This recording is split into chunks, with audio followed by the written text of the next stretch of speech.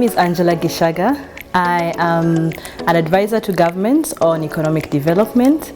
Currently, I'm the CEO of the Financing Alliance for Health, where I support African governments with their health and finance projects. I have various sources of inspiration. The first one is God. God inspires me a lot because we are created in God's image. I'm inspired by my family. I'm inspired by my friends.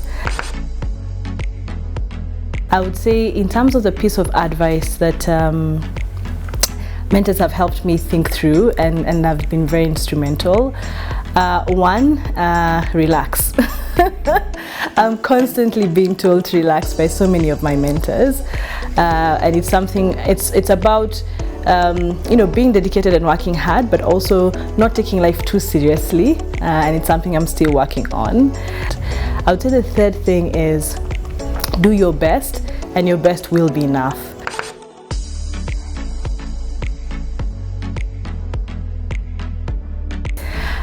13-year-old Angela wanted to be a doctor, actually a flying doctor. So I had an uncle who was a flying doctor, and in that time I thought you had to be both a doctor and a pilot to be a flying doctor. And so I'm grateful that I actually did get to study medicine as my first degree. And of course later on I realized flying doctors are actually not all doctors and all pilots.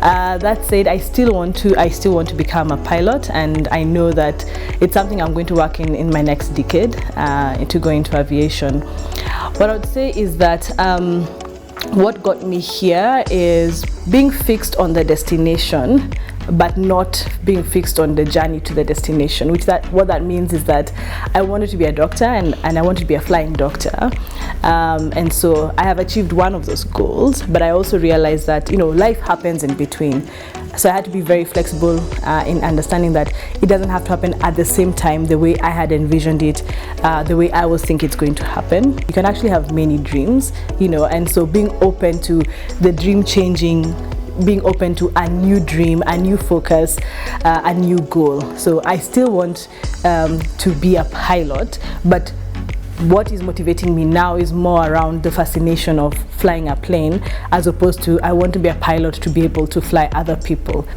I have failed so many times. so many times, and I've failed so many times because I try so many things.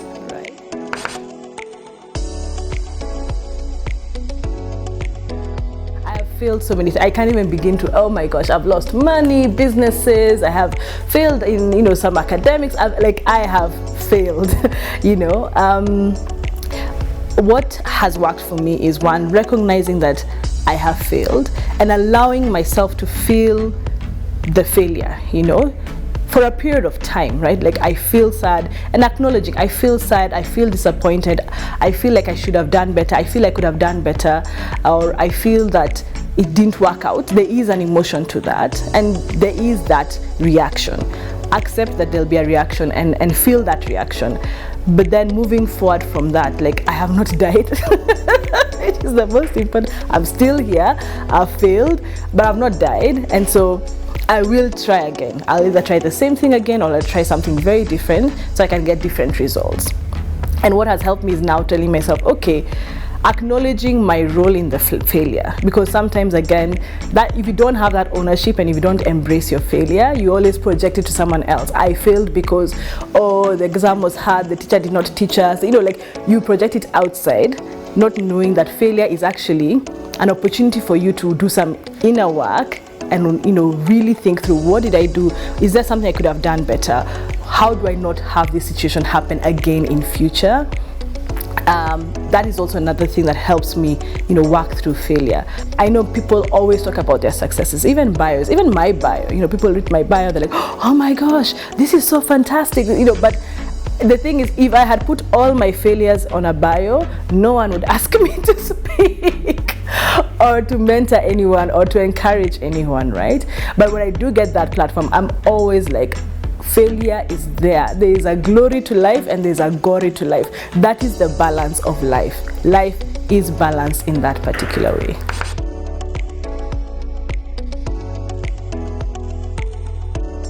I'd say my most recent one, building the entity that I lead now.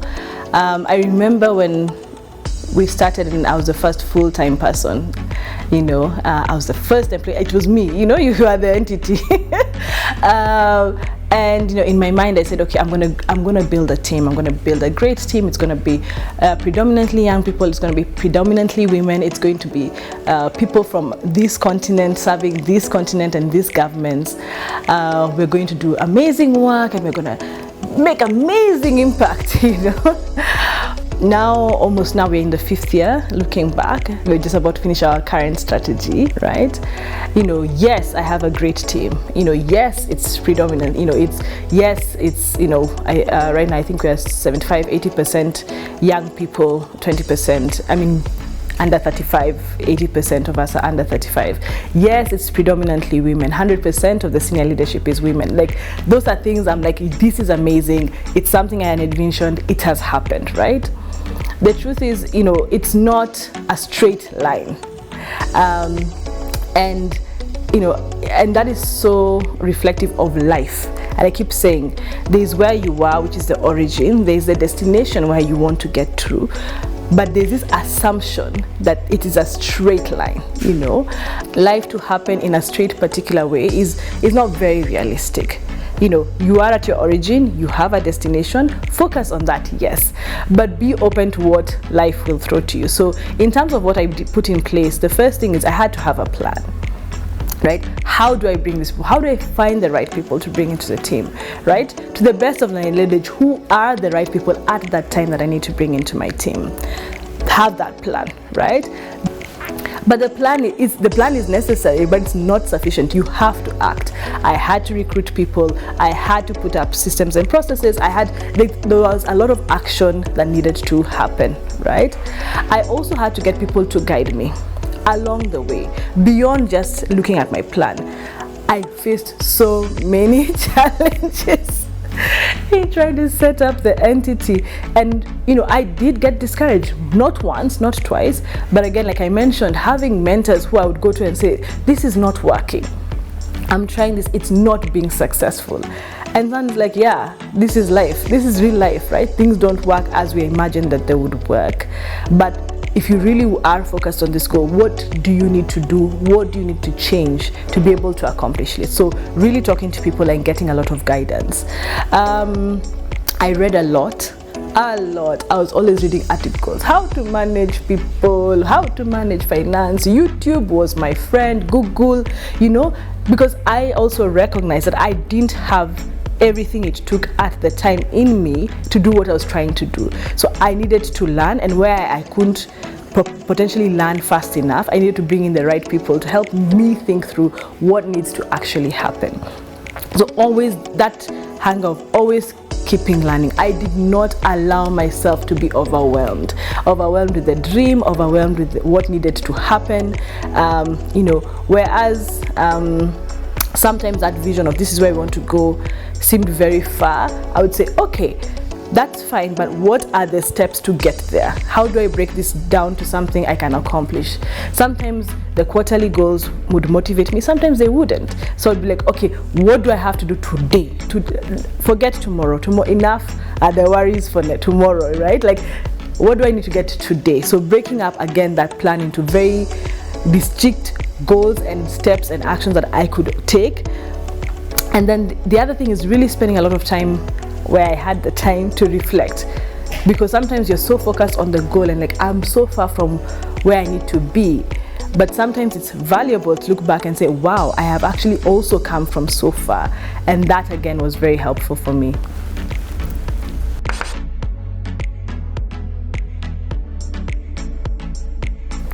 When I was younger, is that I'm too aggressive and too ambitious, right? Like, oh, you're too aggressive, you're too intimidating. I'm like, no, you're intimidated. I'm not intimidating, right? Like, and understanding that that drive and passion is what will get me where I need to go, right? And as long as I'm not stepping on anyone's toes or doing something outwardly wrong, I will not be less so that others can feel more, right? That I will not do. And so again, growing up, and it's interesting now that that same characteristic of being aggressive, being too ambitious, is what is celebrated in other forums, like, oh, you're such a fantastic leader. But I'm like, when I was younger, it was like, oh, you speak out too loudly, you speak your mind, you're too aggressive, you're too ambitious, like, why do you have to get this, right? And I would encourage people to learn the difference between hearing what people say and listening to people, right? Hearing what people say is everyone has an opinion, right? Listening to people is not all opinions matter, and even those that matter, they don't matter equally. So identifying in which season in your life, who do you listen to, who can speak into your life, in what particular way, right? And understanding that other people will have other opinions that they're entitled to, but you don't have to listen to them. Yeah. I would say a support system, we need to understand that it can be both intentional and unintentional. So I'll start with the unintentional. In many spaces that we find ourselves in, there are people who surround us, right? I would say that I have learned to consistently look at people and see them and see the true them, right? Who are you, right?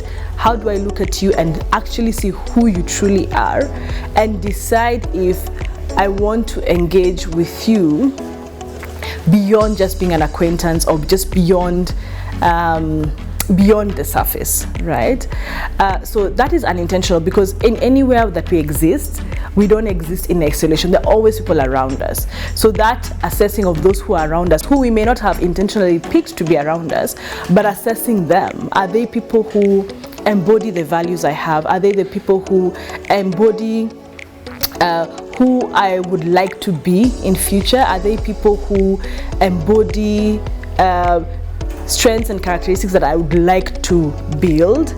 Then I become intentional about engaging them. So, but there are people who are always around us. Then there's that intentionality. Intentionality is, again, we are the ones who choose. We choose friends. We choose the people who we surround ourselves with. We choose who we walk with. Choose with wisdom. Choose intentionally. Who do you want to be within your circles? Now, of course, again, there are many people we are always around, and just being very intentional around the circles. And I'm very intentional. I know who my inner circle is. I know who's the next ring and the next ring. And I know people who are they'll always just be colleagues. That's it. They have self-actualized at colleagues. They will never be more, and it's okay, because they don't embody maybe values that I have, or they don't have characteristics that I want to gain. They don't help me grow and learn in different ways, and it's okay that they stay there. There are people who will be acquaintances, right? You're fun to have, but I know in certain situations you may not add value, and I'm very clear about that, right? Making those circles and being intentional about identifying the circles for yourself, and then these people who you meet, identifying how you put them in those circles. When you find people who embody your values, when you find people who help you learn, grow you, challenge you, spend time with them. Find a way of spending time with them, but with the intention of gaining as you give. I'm not just reaching out to gain. It's not just about me getting what I want, what I need, but what value am I creating in you as a person? So don't just spend time for time's sake, but be truly present. Create that value and also appropriate that value as well.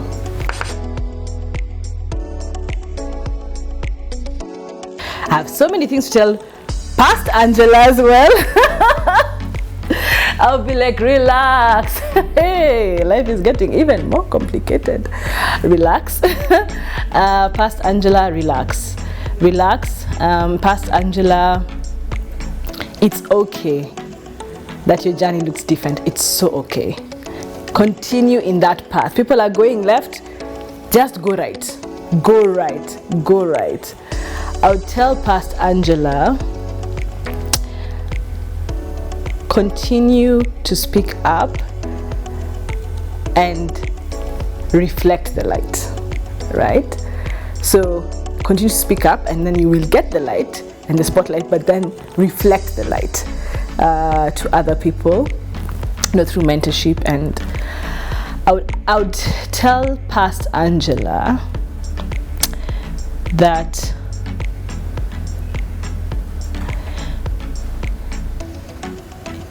the hardest person to lead is yourself. So do the inner work. Do that self-work. Do it. I would ask past Angela to invest more in the support system, because there's a time where money and time will be the most scarce resource that you would have. I would tell past Angela, don't forget your craziness. Don't let go of your eccentricities, quirkiness. Don't conform. Don't conform to mediocrity, to standards of the world. Don't. It's okay. It's okay. That is what people are doing. Fine.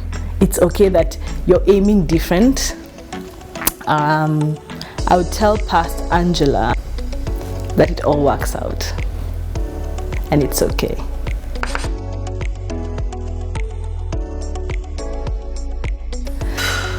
Future Angela, wow. I would have said, 1, well done. Well done. You're still here, you have not died. So all the things you've tried have not killed you, so well done. Future Angela, I would tell her it all worked out. Even those failures still worked out in the end. So I would say it all worked out. Well done. I would ask future Angela how to prepare for where she is. I would ask future Angela, how would I prepare? And current Angela is having fun. Having loads of fun.